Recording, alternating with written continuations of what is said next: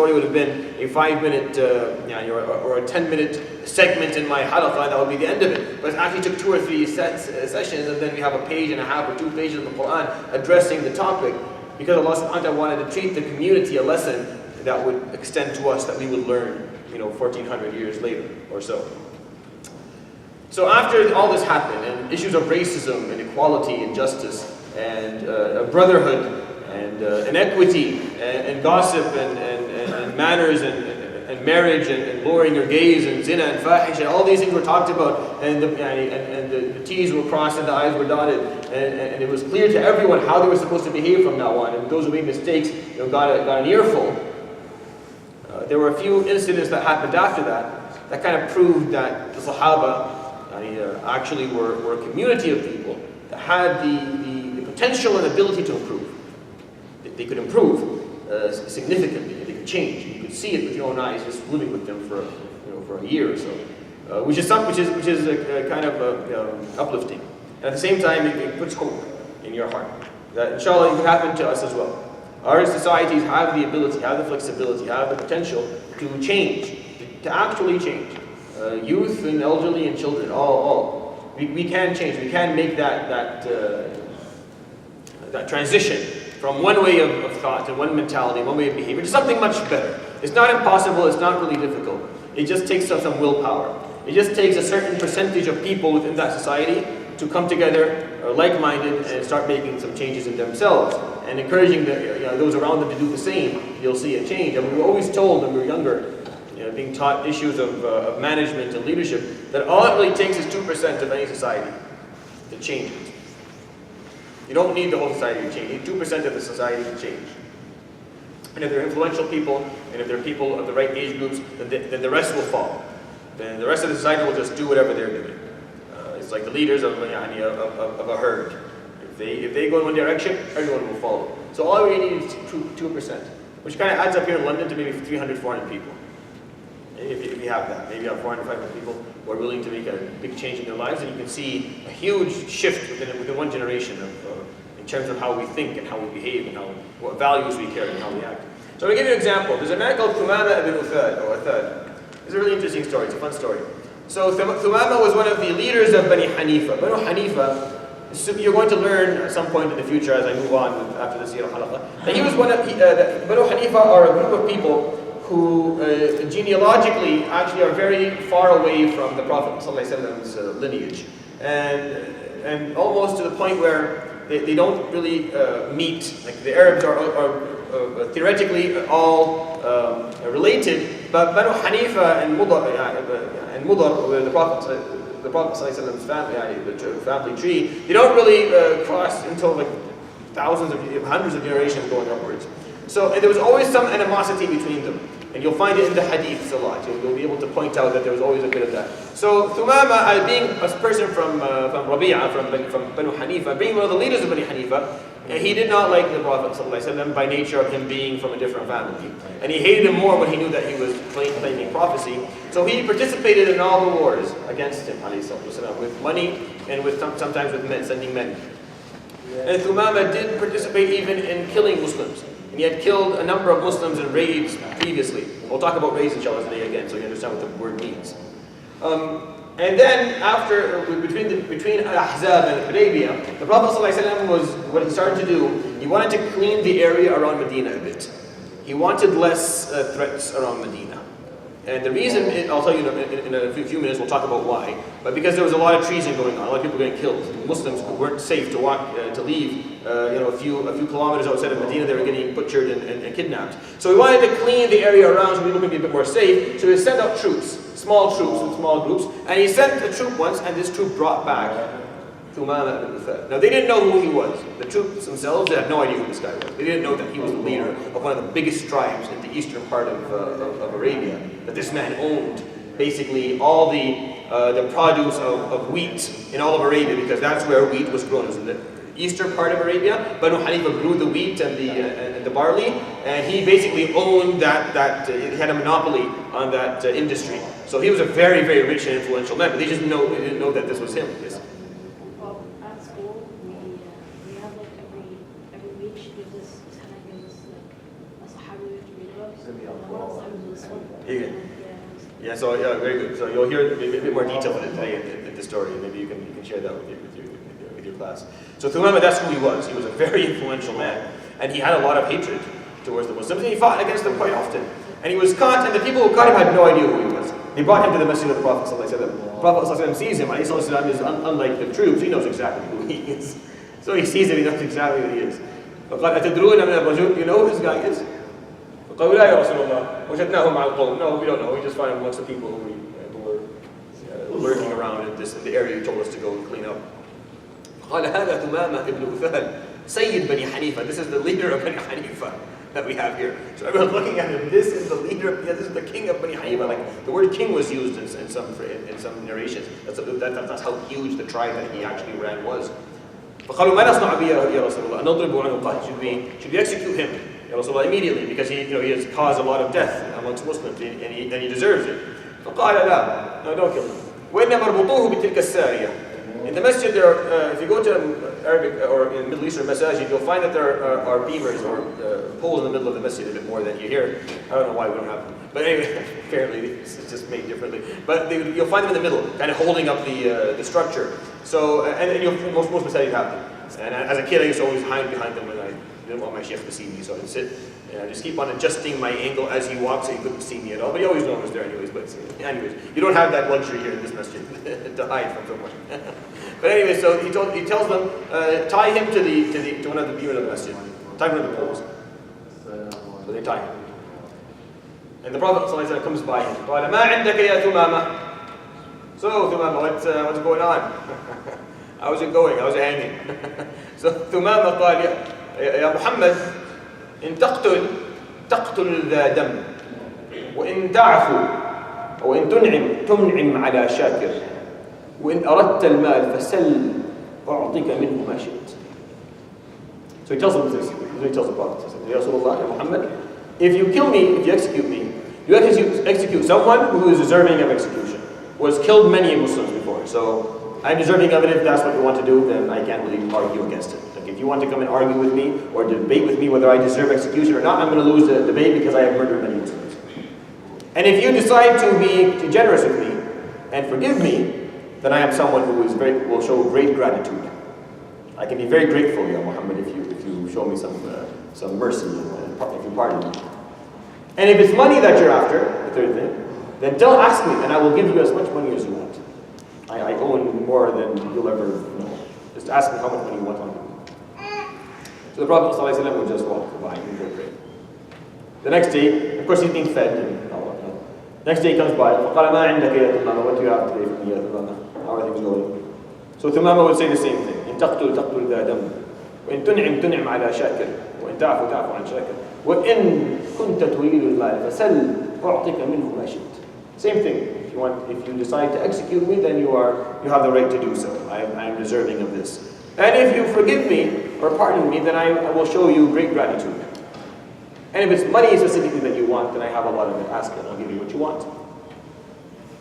So the Prophet just walked by. Pray, good answer. Third day, same thing, same question, same answer. So the Prophet walks by. He prays. When he's finished, he turns back to the Sahaba. He says, Fuku. Just untie him. So they untie him. And Thumama just stands there. Now what? Go. Just go. Very interesting, the way the Prophet ﷺ dealt with this man. It's very interesting. And you're going to see what's now. So just go. This is all you have. Every time I ask you, this is all you got. I think it's about killing you, and it's about money, and that's all you do. That's why you think I'm like, fine, go, just go. Apparently you're not as intelligent or as important as I thought you would. Go. That was basically the idea. So Thumama was standing there, is very confused. I made 3 offers, none of them were ever, the Prophet never really responded to any of the 3, and now he's free to go. So he walks out, and the narration tells you that Thumama, as he's leaving, he's kind of walking around aimlessly. He's not sure what to do really. Should he go back? What should he do? And he kept on wandering around a bit until he finally asks, is there like a well that I can maybe bathe in? Take a shower, clean myself. So they said, yes, there's one that's open, it's public, you can go use it, usually it's empty. So he goes, there's no one there. So he goes and does that, he cleans himself. And he comes back and he stands in the middle of the masjid. And he makes shahada to the Prophet. أشهد أن لا إله إلا الله وأنك عبده ورسوله. All the Sahaba turn back looking at him. فقال يا محمد والله ما كان من رجل أبغض إلي منك وما كان من بلد أبغض إلي من بلدك وما كان من دين أبغض إلي هو من دينك. There was no one on earth I hated more than you. There was no country I hated more than yours, and there was no deen or religion that I hated more than yours. أما والله فإنك لأحب الناس إلي. But I tell you today that I find you to be the most beloved person to my heart. And I find your country to be the most beloved country to me. And your religion to be the most beloved religion to me. فَمُرْنِي يَا مُحَمَّدْ أَفْعَلْ مَا شِئْتْ فَإِنِّي قَدْ نَوَيْتُ الْعُمْرَةِ. I have the intention I want to go do a umrah properly, the way you've been teaching people to do it. So tell me what to do. What would you like me to do in the meantime? Now I'm going to tell you what's going to happen in a moment. But the question is, go ahead. Of course. Oh, wait.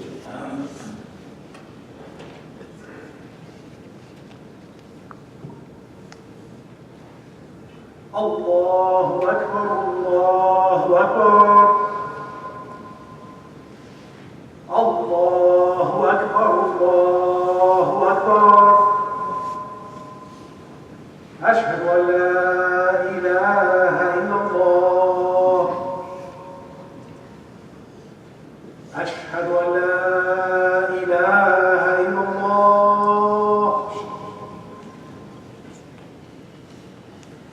أشهد أن محمدًا رسول الله أشهد أن محمدًا رسول الله حي على الصلاة حي على الصلاة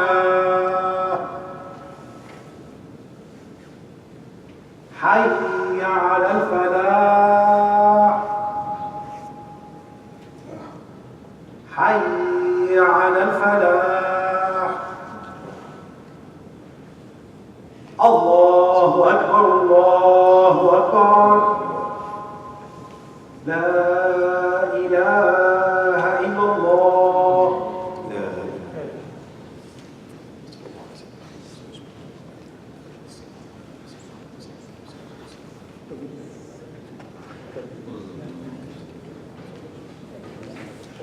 And before I move on to the continuation of the story, because there's actually another part of the story, why do we think the Prophet that Thumama actually accepted Islam? What was the trigger for him?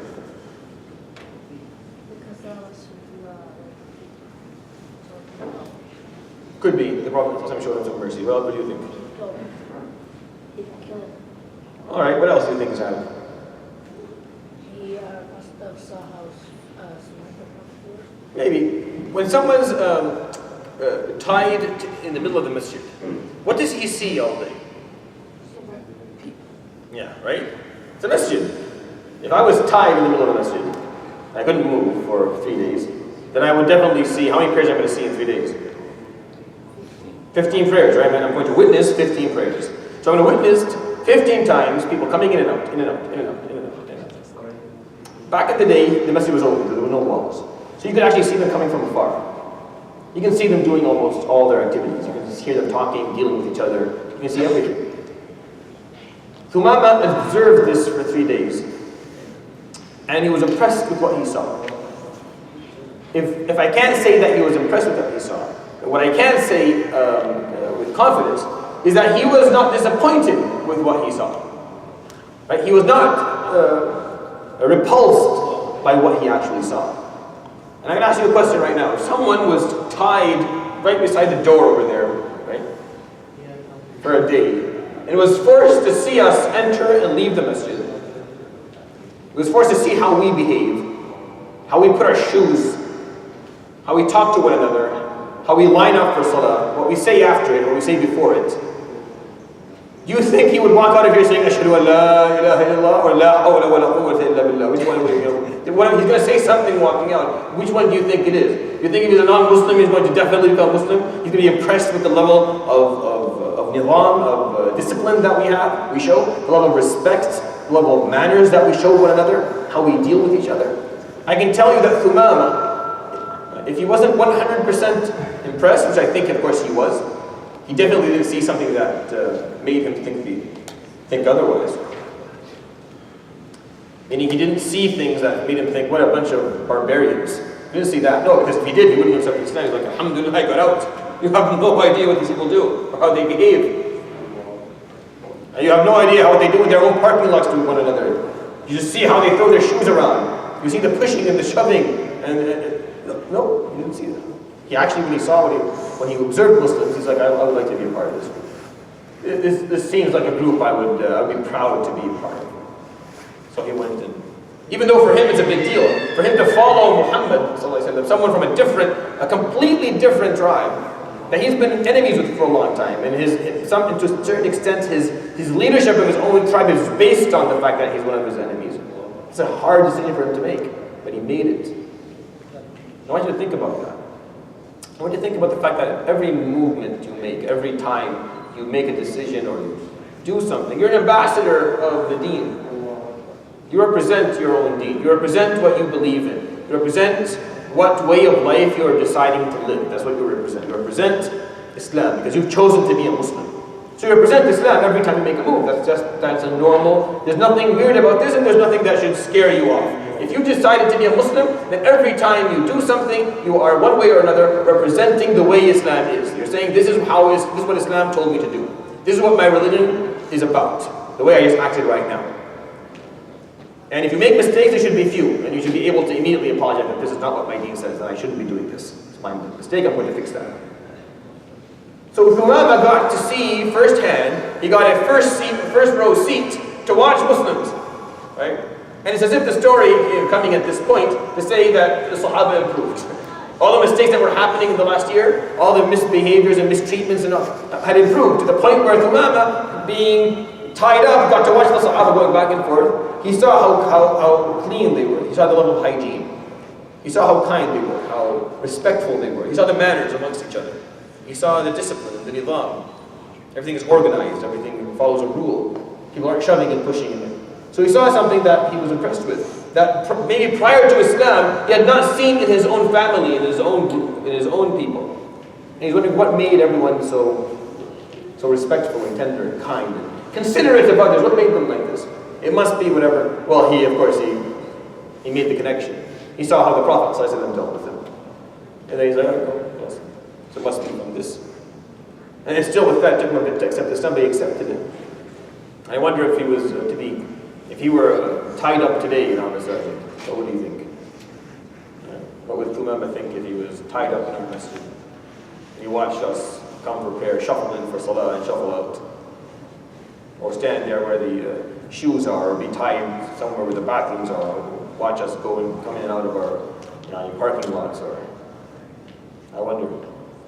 But once upon a time, we were so good, we were so organized and so disciplined, that someone actually watched us for a couple of days and said, Allah, Jameel, I want to be a part of this. La ilaha illallah, Muhammad Rasulullah. And he goes and does Umrah. He goes to Umrah, he does Umrah the way the Prophet ﷺ taught him, so the people of Quraysh, their jaws drop.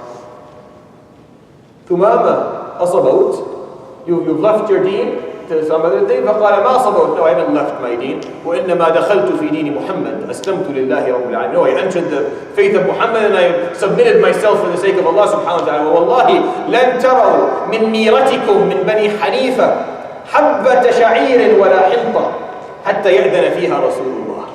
And let me tell you something else. You know the wheat and barley that you get from us every year. You will not dream to see one speck of it until Muhammad allows you. You will not get anything from us until the Prophet says that it's okay. So now the Quraysh has a bigger problem to deal with, because now what they depend on eating and drinking during this, and I told you guys about this last time, that they needed this for the winter time. Without this, people would die. So they depend on the caravans of Bani Hanifa to come in and sell them wheat and barley and what they need. And the king of Bani Hanifa is standing there saying, you're not going to see one speck of it. You get nothing. Fighting Muhammad, you get nothing. Let him. So Quraysh actually sent a letter to the Prophet ﷺ, asking him, can you please ask Thumama to sell us wheat and barley? And the Sahaba are showing the letter and they're laughing and they're so happy. Look, finally, we twisted their arms and now. And the Prophet ﷺ sent back to Thumama saying, لا تمنع عن القوم ميرتهم. Don't hold their food. Let them have their food. The Sahaba, were very surprised. Ya Rasulullah, you have a card, you have a winning card, you have a joker. You can use it now. Use it to get what you want. Use it for them to return to us everything they took from us. Return our homes and return our wealth that they stole from us from Badr, because they still haven't got, the Sahaba still didn't get back what Quraysh took from them back in Badr, before Badr, when the Hijrah happened, 6 years ago now. And the Prophet ﷺ said, no, we're not going to hold back food. We're not going to starve people. That's not how we do things. So he tells Thumama, no, keep on send them what you send them normally. So Thumama said, okay, and he did. And when you look at the Sira, you would think that this moment was a moment of victory. The Prophet ﷺ had the ability to had a card. He had leverage now, real leverage. He could actually change things. He refused. He said, no, we're not going to starve. We're not going to starve. And he didn't.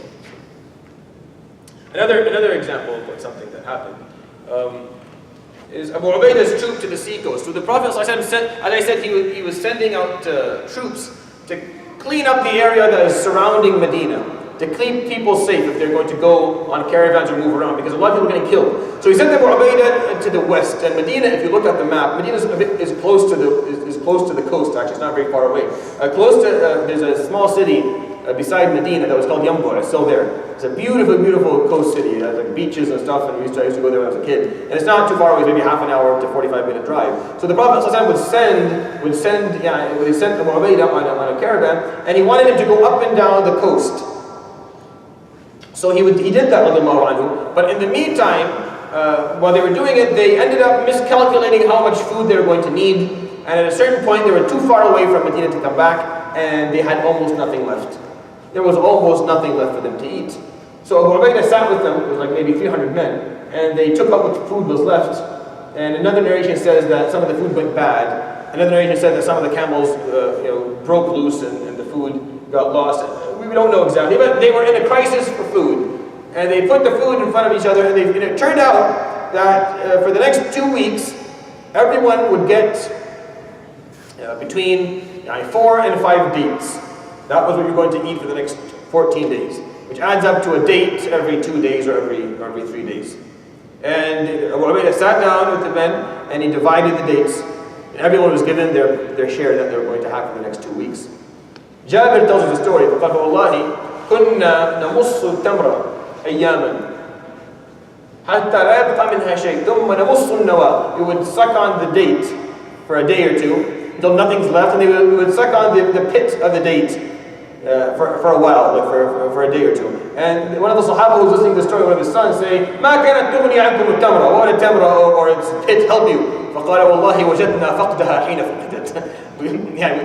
We found the pain when we didn't have it anymore. Like you're thinking that sucking on a pit isn't helpful. Well, we didn't have the pit to suck on. It really hurt. Like the pain of hunger was really, really hard. So never underestimate the importance of food. And the interesting part is all 300 men, not one of them had an objection, not one of them wanted to go back to Medina. They stuck to the mission that they were given by the Prophet ﷺ, going up and down.